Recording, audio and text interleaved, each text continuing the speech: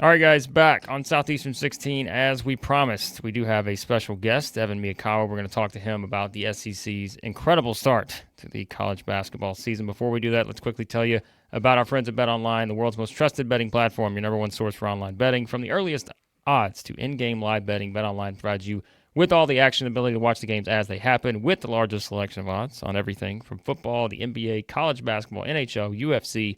It's all there. Head to BetOnline today. Don't forget, use that promo code BELIEVE, BLEAV, for your welcome bonus on your first deposit. BetOnline. The game starts here. Evan, welcome. Glad to be here, guys. Glad to talk about an SEC that has always been known for how great its basketball is. Yes, exactly. We've been trying to push that for years, Evan, but this year it's actually, we actually have a claim to say that the SEC is the best conference in college basketball through the first month of the season. But before we jump into all the data and the different metrics on that, Evan, again, for anyone, let's say, that's new watching this, they haven't explored your stuff over at evanmia.com, what kind of goes into this? What kind of got you into this? And just kind of explain to people all these metrics. Obviously, there are lots of them, but just kind of the data behind everything you do there. Yeah, sure. So just for a little bit of context, my background is in stats and sports analytics, but my favorite sport out of all of them growing up my whole life has been college basketball. I actually grew up about 10 minutes from Hinkle Fieldhouse, where Butler University plays. Went to the Butler-Duke national championship game where Gordon Hayward almost hit that half-court shot that has lived in infamy ever since. So the very, very core memory for me, growing up as a basketball fan. And so, fast forward, I ended up getting my PhD in statistics from Baylor University. And so a couple of years ago, I created a college basketball analytics website. It was kind of initially just kind of a fun side project, but it's organically grown a ton over the last several years to the point where it's used by a lot of coaches, journalists, fans, for analyzing the sport. And I was able to leave my previous job doing consulting for NBA teams kind of on the analytics side of things to focus full time on this college basketball website. And the site evanmia.com, if you've not seen it before, it covers a lot of things, but it's mainly focused on team and player performance, lineup analysis. It's really popular during the transfer portal for evaluating players. A lot of other tools used by coaches for roster building, game scouting, and things of that nature. Yeah, and we're going to get into all that quickly off the top, guys. Let's throw out. We did get a question sent in via Twitter/X, and I'm sure we'll be talking about this team within the context of some of the metrics that Evan will bring up. But from Keith here, he asks, Evan, what are some past comparisons to the lead that Auburn currently has in like the major analytics out there? And do you have any maybe comps as to how those teams' season turned out? That may be a hard question to answer, but we can probably just sum it up and say, hey, what do you think about Auburn and their dominance to this point thus far in the metrics? So, yeah, certainly in terms of looking at a team mid-December and how dominant they've been, they're as good as any team that we've ever seen, at least in probably the last 20 years or so. It is a little bit hard to compare year to year just because every season has its own context. And so the way that often analytics sites work, such as mine, is that you're really just kind of comparing to the average team or the group of teams that you see in that particular year. And so, it's kind of hard to say like, hey, if you matched Auburn up against, the Zion team from Duke or something like that, it's kind of hard to say exactly on paper how that matchup would go comparing year to year. But certainly just from a level of in-season dominance over your opponents, their only scratch is a close road loss to Duke, who is arguably coming into the year the most talented team in the country, and certainly one of the teams that I think is most likely to make a Final Four. I've got them right behind Auburn right now on my site at number 2. That's hardly a blemish at all. And then basically every other game they've had, they've either like destroyed competition that was below them, or they've completely dominated the elite teams they've played. So there's not really any issues with this team at all. And I think the fun thing about it is that, coming into the season, Auburn was considered a top 10 team. But I don't think people expected them to be this elite. And so just seeing how good they've done so far and just how convincingly they've won people over has been extremely impressive. Yeah. Evan, you mentioned that the site is very popular during transfer portal season. I just wanted to give you, I don't know the answer to this. I wanted to give you a victory lap moment.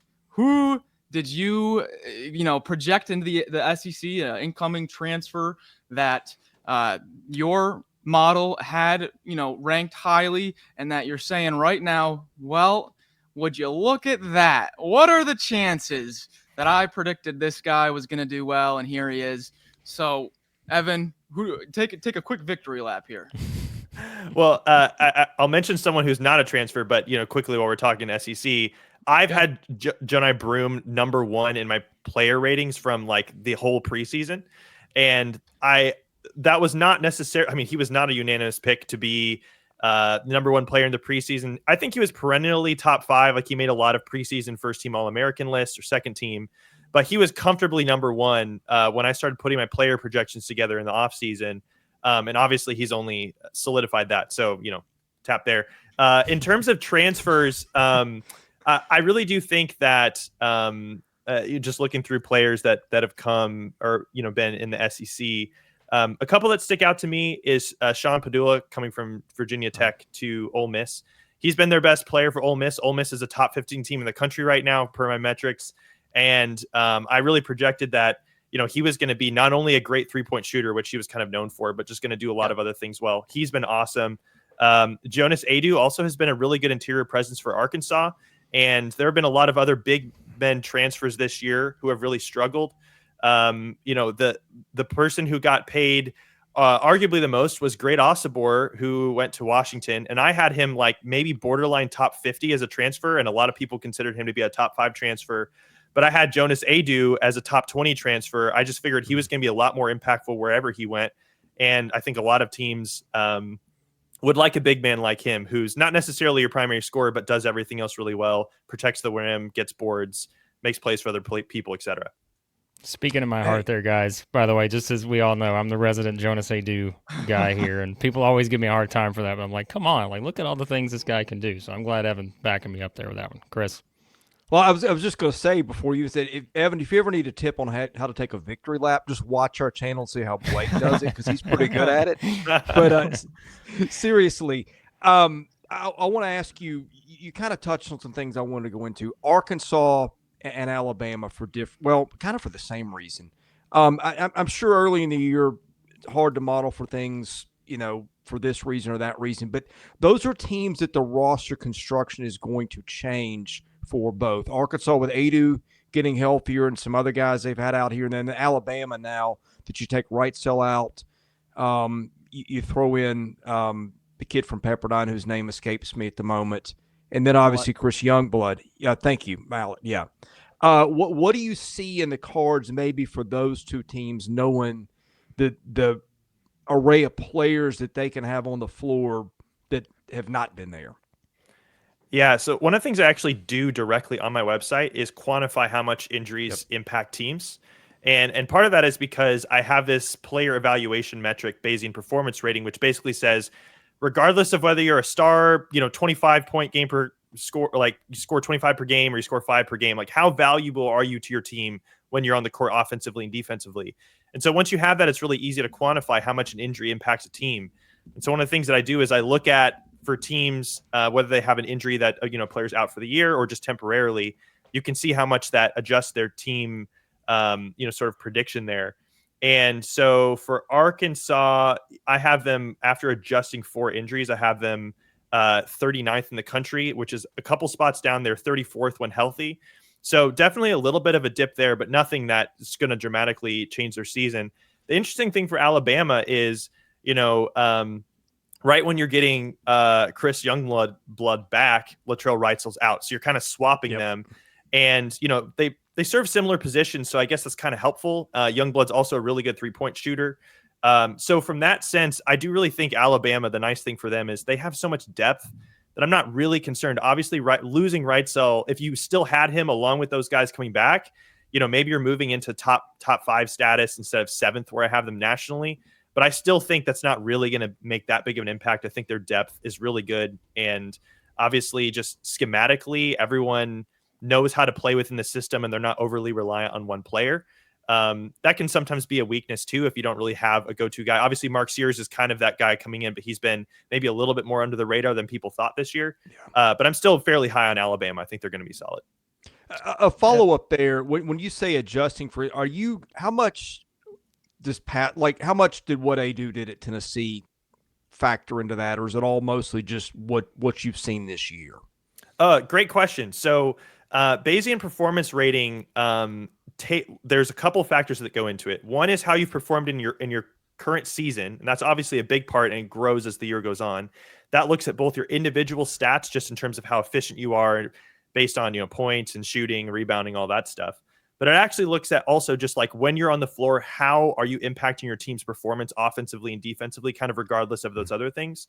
So that plays a huge role. But it also looks at historical statistical performance and context for those players. So based on how you've performed in previous seasons, as well as if you're a freshman or a younger player who is like a highly recruited player coming out of high school, the high school recruiting profile also is taken into account. So for freshmen like, a LeBaron Philon at Alabama, for example, he doesn't start out as being a nothing player. It already knows coming into the year he's going to be pretty impactful, and then it kind of goes up or down from there.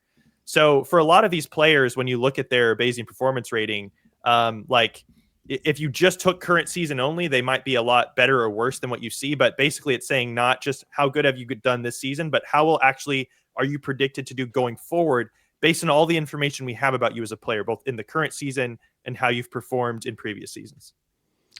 Well, Evan, I know someone who loves the Bayesian performance rating. That's Mark Pope at Kentucky. I saw the tweets you shared of him talking about it in the postgame about Amari Williams and his defensive ratings and all that. But I just wanted to get your thoughts on Kentucky because, for the first time in a long time, we came into the season, sure, there was hype surrounding Kentucky. It's Kentucky, but there were more unknowns just because you had a coaching change, you had a different roster structure than we're used to seeing. And I think certainly the things that are standing out so far, when you watch Kentucky play offense, it's a bit night and day from the previous era at times in terms of just all the stuff that Mark Pope runs and everything like that. But, as it stands right now, they're a top 5 team in the AP poll. They're a top 10 team in your metrics and all that. What has stood out the most, whether just, analytically or just for you watching Kentucky so far this season?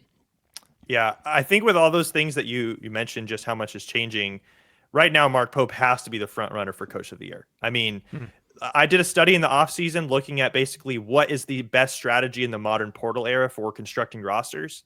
And basically what I found is, besides just looking for talent, obviously teams are trying to get the best players they can. But outside of that, the teams that actually are the most successful are the ones who still rely a lot on returning players and play, at least half their minutes come from guys who were on the team previously. And then you kind of fill in those other spots with, key transfers that raise your talent level or freshmen who are going to be stars. And so teams historically who have flipped their entire roster and have a new head coach have not done well relative to the level of roster talent that they recruited. Now, obviously this offseason, we saw more of this than ever. Kentucky was a number of, probably 3 or 4 teams who new head coach, an entirely new roster. It's not something we've seen like that before. So just in terms of what they're up against, I figured that they still could be a tournament team. I figured that, give them a long year and by March, they could be playing really well. So the fact that they're already a top 10 team nationally and they have wins over Duke and Gonzaga, just unbelievable. I did not expect that this team would be this good this quickly. And then you would only assume that as these pieces continue to gel, that they're going to become even better. And a lot of, you can really look back to early in the offseason in terms of what Mark Pope did in recruiting these players. He's known as an offensive genius. BYU was electric offensively, and they really were often better than the sum of their parts. And so when you looked at actually the pieces that Mark Pope went and got in the portal this offseason for Kentucky, he started with defensive players. He started with Amari Williams. He started with Lamont Butler. He started with, Otega Owe, Brandon Garrison. Those were 4 of his first 5 transfer portal recruits. And these are guys who all evaluated like as top 25 defensive players in the portal per my metrics. That's what he started with to get his solid defensive base. And then he kind of built the offensive pieces around that. To me, that really made a ton of sense. And that's only carried out so far this year. And I've loved all their pieces. I think their depth is one of the best in the country. They don't rely on one player. You don't really know who the best player is going to be night to night. And I think that works really well for them. So just, extremely impressed with this team.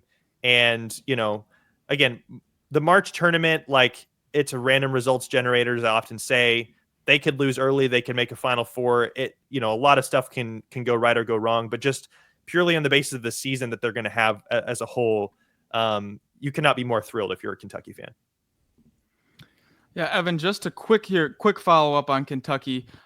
Your model does the hot and the cold kind of, tags on a team. Now, obviously, Kentucky had the Creasa, the Lamont Butler, so obviously that's there. The huge win early on the season against Duke. A little bit of regression here for Kentucky past few games, just, numbers wise. Just what is your model kind of, maybe, I don't know, a range of 10 spot, like what's the expectation here for Kentucky now? Because coming into the season, no real clue. Then, oh my gosh, what the heck? Little bit of a, where are you kind of floating with Kentucky right now? Yeah, I do think that the SEC, just being as loaded as it is, we've never seen a conference that's going to be this elite at the top and this good like in the middle. Like there are no teams ranked outside the top 65 in the country.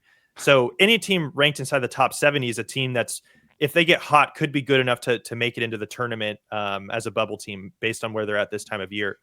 So just in terms of every single night, you're going to have a dogfight and every single road game is going to be tough.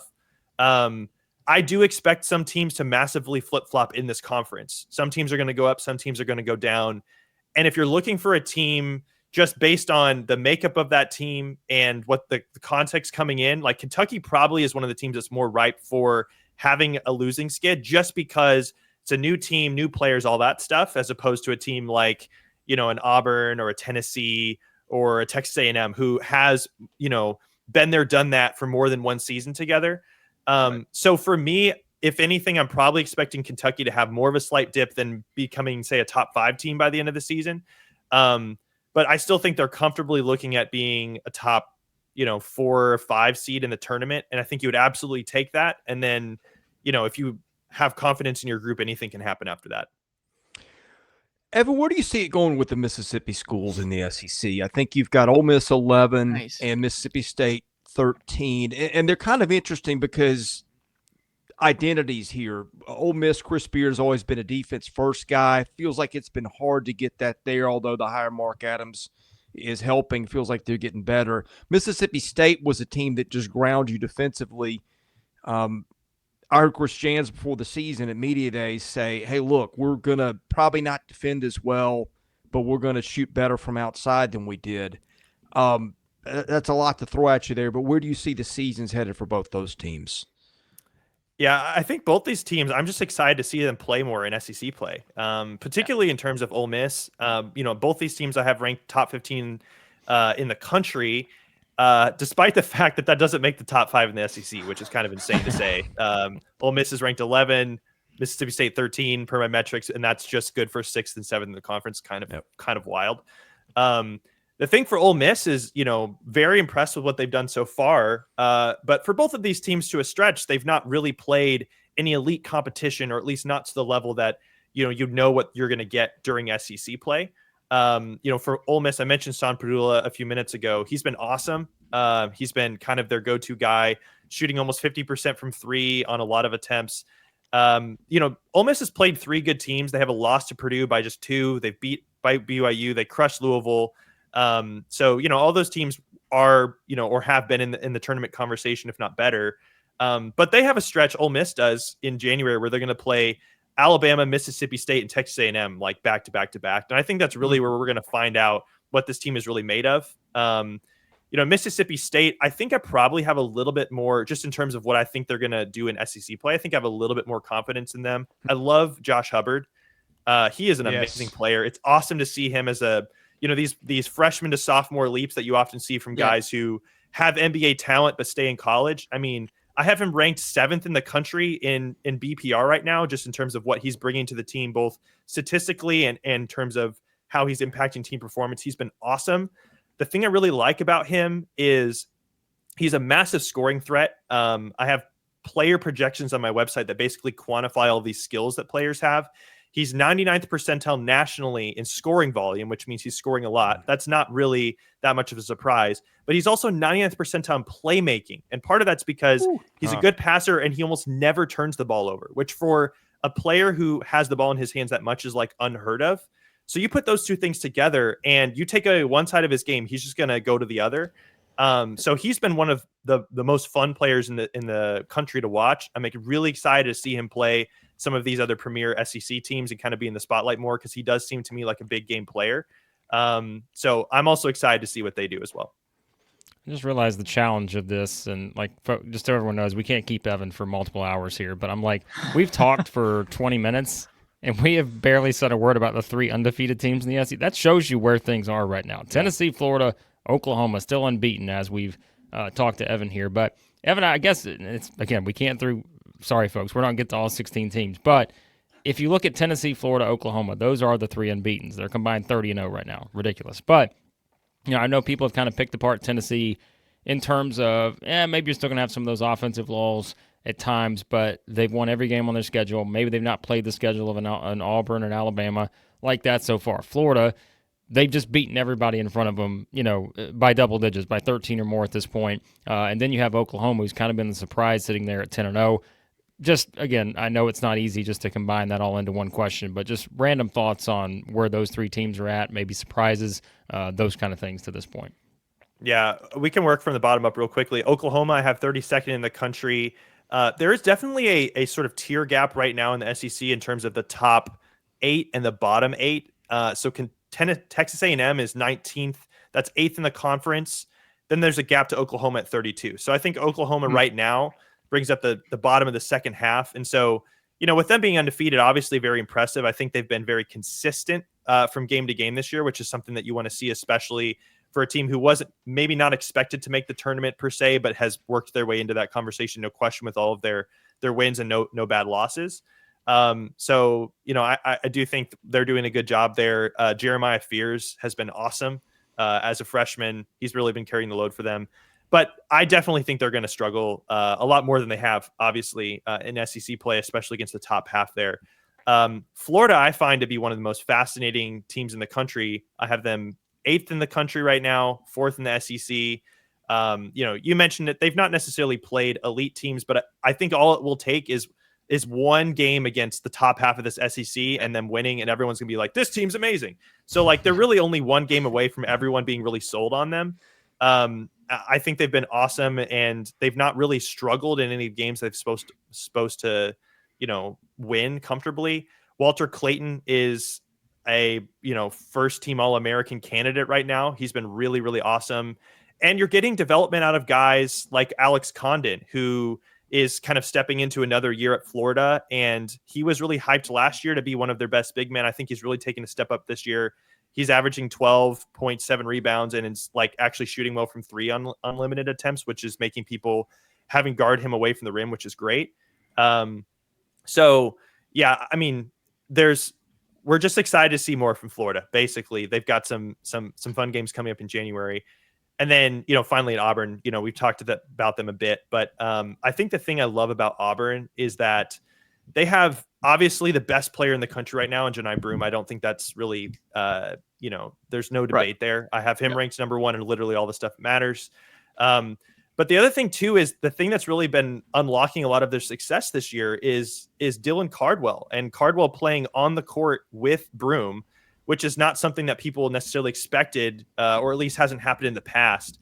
But my analytics were really high on Cardwell coming into the season. I think I had him as a top 50 player in the country, just in terms of per possession value. And so I really, really wanted them to play him more and figure out a way to play them both together because of just how good they are as individuals. And if they could figure that out together, and that's what we've seen. Cardwell's now top 20 in the country in BPR. Chad Baker-Mazara has always been one of those, he's not ever your first option, or maybe even your second option, but he's been one of the best glue guy connector pieces in terms of he'll give you whatever you want. He's always really reliable defensively. Offensive game has grown a lot. He's top 25 in the country. And then you've got the spark plug off the bench, Tahad Pettiford, who seemingly, I've said this on Twitter before, it's like he only decides to play well and save all of his big moments for big games. Yeah. They don't really need him in games where they're comfortable favorites. But then when you're playing, some of the teams that they played in Maui, for example, or, some of the top tier competition that they've played, Pettiford has been unbelievable.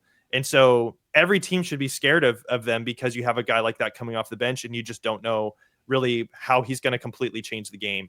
So they've got all the pieces, and they play really well as a team. And so I think the recipe going forward for most teams trying to, emulate Auburn is get on a fight on the plane. It really builds your team, brings everyone together. Evan, I'm going to stay up here at the top. One of my last questions here. Talking a little bit about some defense. Okay, we had a debate in the offseason. Who is the best guard duo defensively? There was a heated debate. Is it Ziegler and Meshack, or is it Lamont Butler and Owe? We were very confident. We were like, guys, it's Ziegler and Meshack. This is the best guard duo, maybe in the country. I don't know what your model says, but I just wanted to give you a little bit of time to talk about kind of the defense that Tennessee's been playing so far this year. Yeah, just pulling up quickly, SEC players ranked by defensive Bayesian performance rating. So this is basically saying how much value do you bring to your team defensively when you're on the court. And so just rattling off the top players in the SEC here, Amari Williams, number 1, Broome, number 2, Cam Matthews, 3, Ziegler at 4, and then Meshack is at like 8. So those are just looking for players or for teams who have 2 guards. That's the highest pairing of guards. I think that's probably what we thought coming into the year. That's certainly still the case in terms of the analytically. I think there are obviously some other good duos, but that's the one I would put number 1. There we go. Yeah. Does this weight like higher for big men? Is it easier for a big man to score higher in your defensive ratings just because blocks, things maybe they're easier to quantify than maybe cutting off the dribble and some of the things that the Tennessee guys do?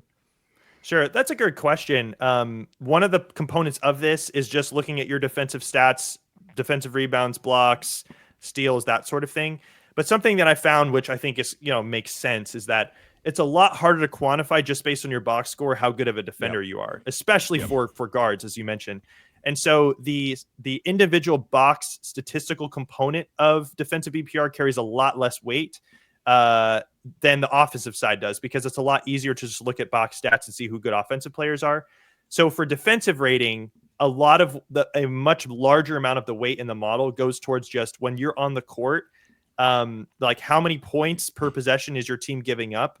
And the other thing that it does nicely, which I think really helps adjust for a lot of this context, is it adjusts to the strength of all other players on the court with you at the same time. So for example, if you are always getting matched up against the other player's best scorer, you will get more credit for that than if you're always in against another team's bench unit, for example. Or if just on your own team, you're always playing with bench warmers on your own team versus starters, it kind of adjusts for that stuff. So it takes all of that into account. It's still really difficult to quantify defense in basketball, so it's not perfect, but I do think it's one of the best measures out there that we have for, some of the parts, both in terms of your individual stats and how you're impacting the game when you're on the court. I think it does a pretty good job. Yeah, just a comment and here. It's amazing that you're able to pull all that. Also, when I'm looking at some things I didn't expect, Ruben Chinyelo of Florida, your number 7 defender in the SEC. I don't know. That's a name we've talked about a lot. So that's interesting to see it pop up. Yeah, just taking a quick look at his profile here, I think one of the reasons is because, as I mentioned, it looks at the individual defense in terms of box stats, but also just in terms of his team impact. Florida has been at its best defensively by far when he's been on the court. They've put up of all the players on the team, they put up the lowest points per possession when he's on the court. I think it's about 10. One of the things I do is I have like on-off splits. And so when he's been on the court, their defense has allowed 10 less points per 100 possessions than when he's been on the bench. That obviously makes a big difference. And so that's being, accounted for here in giving him such a good defensive grade. All right, 2 more things, Evan, and we'll get you out of here. I've got 1. Max has got 1. So the thing, and these guys know I bring it up so much this year. I'm like, hey, guys, you realize this is still there on Evan's site? The top 5-man lineups. I just love this because well, and it's like all season long. Evan, he talks about this all the time. I love it, which is unbelievable if you know Blake Lovell that he would actually consult something that quantifies stats. But anyway, carry on. There is something else that I love even more about it that I didn't even realize that it's gonna be shameful of me to admit this to Evan in a second, but I will. But I've been talking about this all year. And of course, Tennessee, that group of Chaz Lanier, who, again, we were wondering, is there going to be a 1-for-1 Chaz Lanier, Dalton Connect swap? And come on, that's a lot of pressure, right? But look at this guy and what he's doing so far. Jemai Meshack, Igor Milicic, Felix Akpar, Zakai Ziegler, for the longest time this season, just dominating at the top of that number. Well, now, I don't know if you guys have looked at it, it's been replaced by the five-man group of Janai Broome, Dylan Cardwell, Denver Jones, Miles Kelly, and Chad Baker-Mazzara. So and Kentucky's also in the top 10 there with that group of Butler, Carr, Oweh, Robinson, and Williams. But I love the dynamics here, Evan, about how you kind of adjust the different things to come up with these metrics for these five-man lineups. And what I did not realize, and this is the shameful part, I did not realize, folks, and I'm going to give you a hard sell here, just like I do all of our ad reads, but you can go sign up for Evan's, what is it called, the premium tier. You can input your own lineups into this, and it will give you the grades of what this hypothetical lineup would be. Unbelievable. Like, I was reading, Evan, you did a post on Substack. I want to say that was about 2 weeks ago, where you're talking about how, like, the lineup data got more useful and the different sort of metrics that go into it all. But I'm just curious, like, your thoughts on that metric in particular and how you've kind of seen that advanced, and specifically, like we said, just the unbelievable kind of nature of the ratings for some of these top SEC teams with these five-man lineups. Yeah, I'll give you a pass there because this is only a couple weeks old. So this has been okay, great. Yeah.